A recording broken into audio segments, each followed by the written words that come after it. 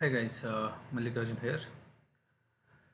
In this today's session, I'm going to explain you how to install Oracle Enterprise Linux 7. Particularly, I'm interested in Oracle Enterprise 7.8. So, in this today's session, I'm going to explain how to install and what are the steps, uh, how to select all the options while installation, and what are the phases of installation.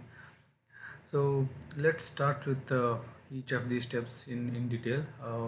So I already downloaded Oracle Enterprise Linux 7.8 ISO image. So if you don't know how to download this particular images and all, so please refer my previous video. I have explained in detail how to download ISO images and where to download and what are the steps you need to follow. So please refer my previous video. So basically this ISO image can be downloaded from Oracle delivery site or OTN, you can call it as. So I already downloaded it. Let's proceed with the installation. So I'm using VMware Workstation for the setup because this is pretty much widely used and user friendly. So let's start with that installation. So click on this new virtual machine installation. Select this recommended typical option and click next and browse for your ISO image. I will select my 7.8 ISO image. Here you go. Click next and give the machine name. I will give machine name as a rack 6 and then browse for the location where you want to install this 7.8. I'm going to the rack 6. That's what the name I gave here. Click next and select the size. Any size you can give, not less than 20 GB, and select this split this virtual file into multiple files for the performance improvement. Click next and finish, and then it will launch boot screen. Here you go, it is started launch boot screen. So here two options are, first is install Oracle Linux 7.8 and test media. I'm not going to test because I only downloaded this ISO image. I am sure it is clear image and it don't have any uh, issue with that ISO image file. So I'll just straight away proceed with the installation. Enter on this install Oracle Linux 7.8. So this installation process will take a bit longer time, so one has to have some patience and then read all the instructions and then select the appropriate option whatever it is prompted.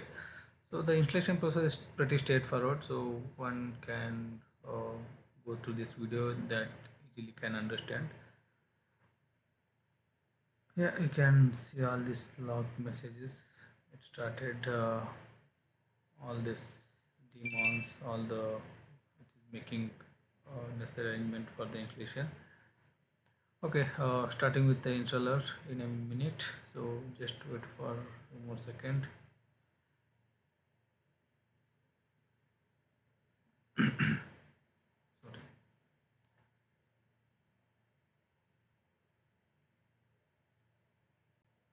Yeah, here you go.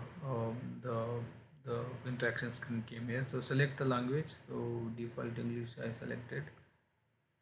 Continue.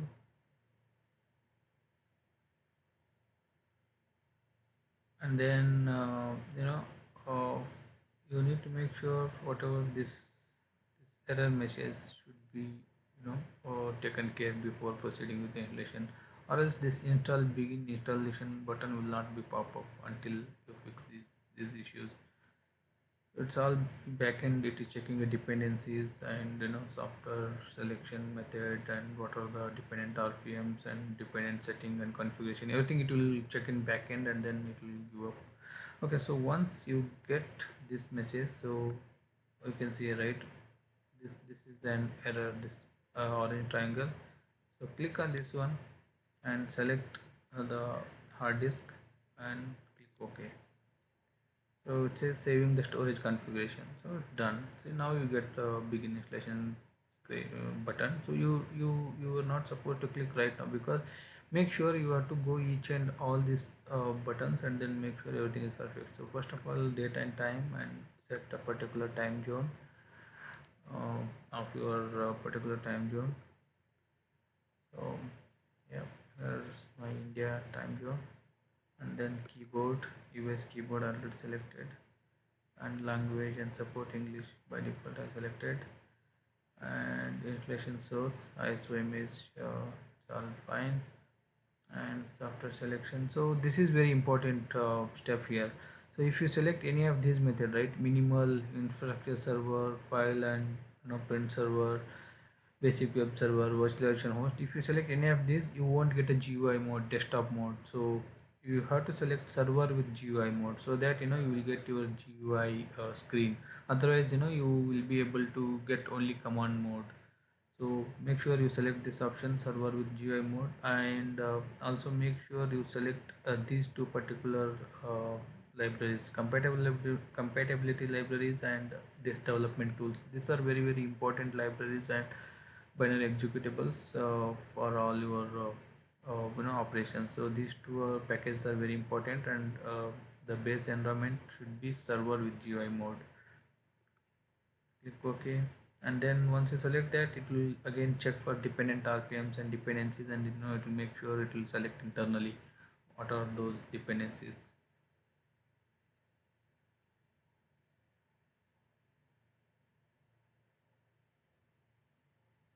Once these two dependency check completed, you already selected this installation destination, that the hard disk what you given in the beginning, and then click on this host name, and then give this host name.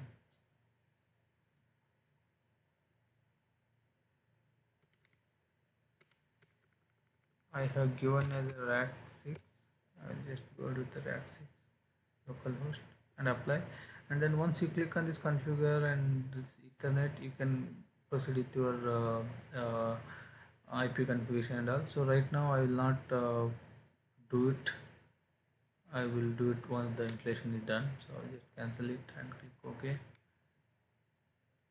So now this installation source is all fine, software selection is all fine, so everything is set now. So now click on begin installation. So begin installation, it will take three steps. It's creating a partition, and checking the prerequisite checks, and then proceeding with all the RPM installation, and then one RPM installation is done, setting up with the kernel and boot files, and then once that is done, and it will do the post checks. So it will go ahead with these 3-4 phases. So it will take pretty long time, and uh, we will come back after a few minutes, so that no installation will be done. So meantime, you can set your root password here, clicking on that root password icon. Yep, I set my root password here, and if you want to create any other users, you can just create this. Click on this user creation and then create sample users. So I'm not going to do it. I will do it once the installation is done. I will do it manually once after login to server.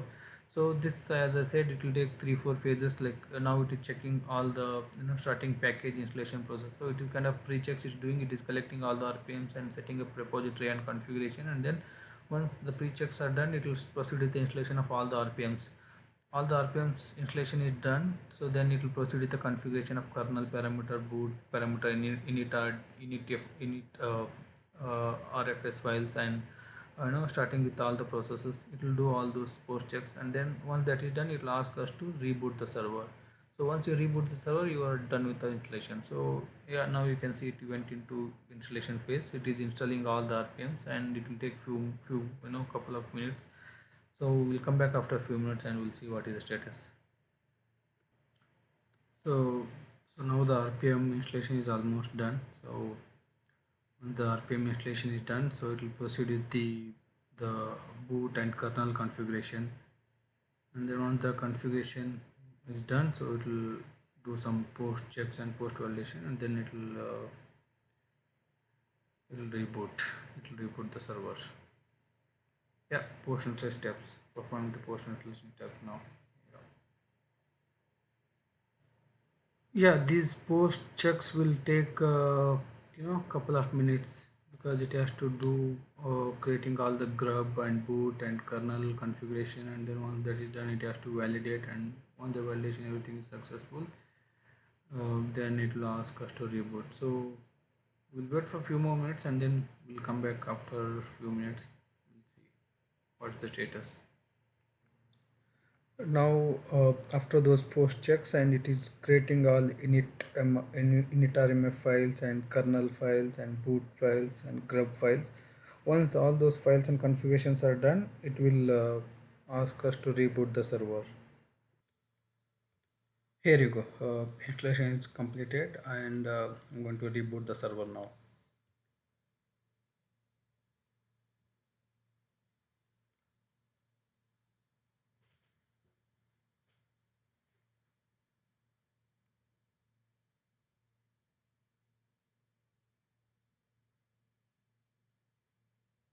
Yeah, you can select any one of the kernel listed here, or if you don't select, it will go with the default option.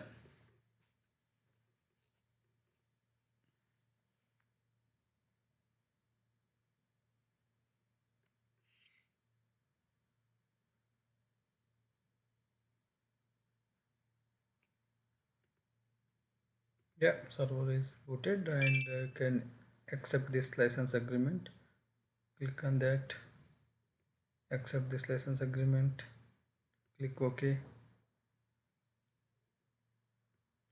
and then finish the configuration.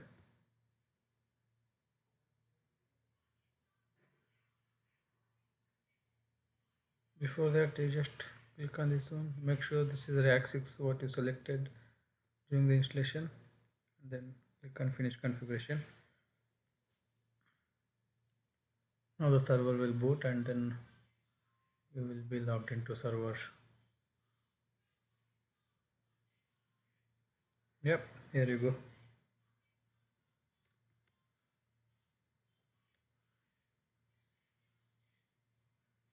Click next, click next, click next, and select the time zone.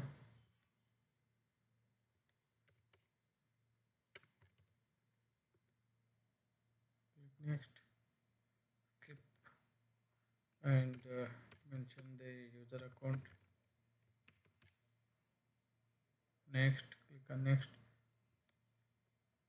provide the password for that user account. Click next. Here you go. Sorry.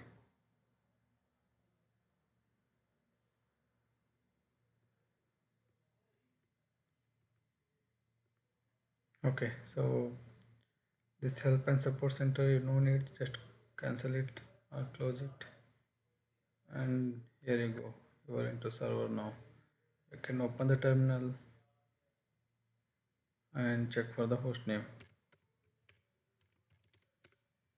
rack 06 or rack 6. So that's it. Thank you.